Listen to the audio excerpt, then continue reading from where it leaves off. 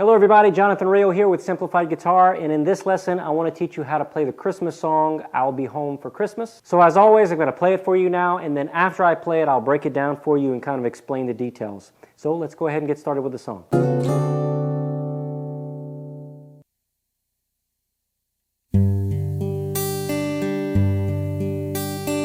I'll be home for Christmas. You can count on me.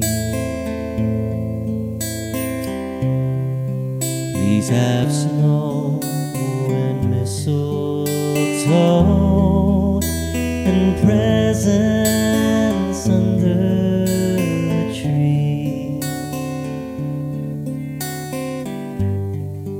Christmas Eve will find me where the love light gleams. I'll be home for Christmas, if only in my dreams.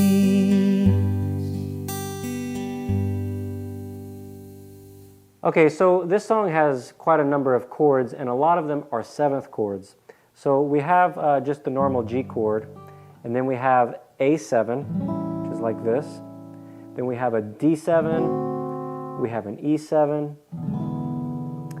which, by the way, you know, any seventh chord that we find that you're looking for, you can just take the major chord, and typically you're going to take that middle string that you're playing, that you're pressing down with your fingers, and you're going to drop it 2 frets down. So, you know, A major, you're going to take that middle note and release it to drop it 2 frets, and that's our A7.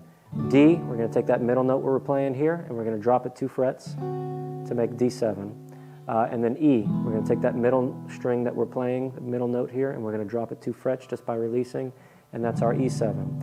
Okay, so there's those patterns that you can find, you know, that you can take and put into those major shapes to find the sevenths. Okay, and then we have the A minor chord. Let's see what else. We have an E minor chord.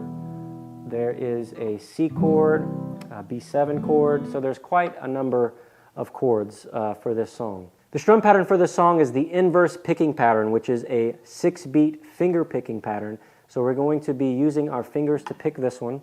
And we're going to be, for the first 3 beats, we're going to pick down from low pitch to high with our thumb. And then the last 3 beats, we're going to be plucking from high to low. So let me just hold a G chord and I'll just show you what I'm talking about. So for the first 3 beats, I'm going to pluck the root note of the chord, which in this case, if I'm playing a G, that's going to be that E string. That's going to be my G note here.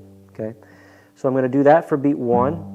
And then for beat 2, I'm going to skip the A string and go straight to the D string. So I'm going to do 1, 2, 3, like that. 1, 2, 3. So that's half of the pattern. And then the other half of the pattern, I'm going to pluck from the high E string down. Okay, so 1, 2, 3, 4, 5, 6.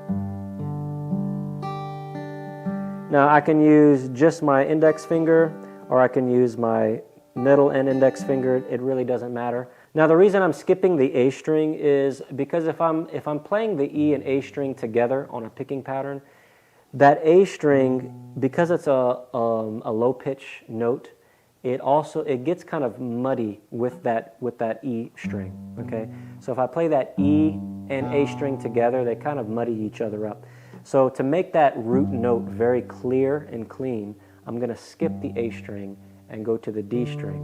Okay, so it just helps that deep E string resonate clearly and not get muddy with another note. If I'm playing a chord that doesn't use the E string, like the A7 for instance, we need to start on the A string, then I'm just going to play A, D, G, okay, with my thumb. I'm going to be skipping the E string altogether.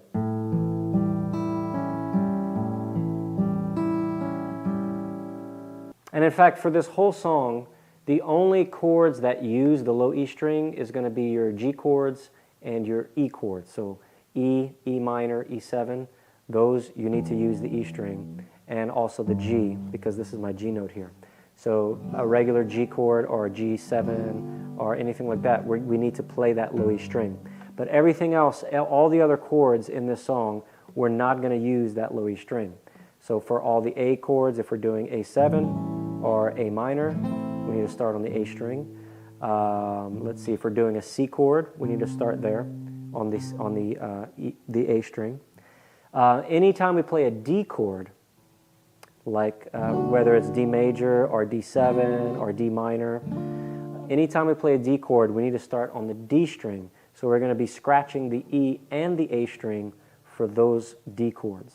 All right, I hope this lesson was helpful for you. If you liked it, please give it a thumbs up. Don't forget to subscribe to the channel, and I hope to see you in the next lesson. Take care.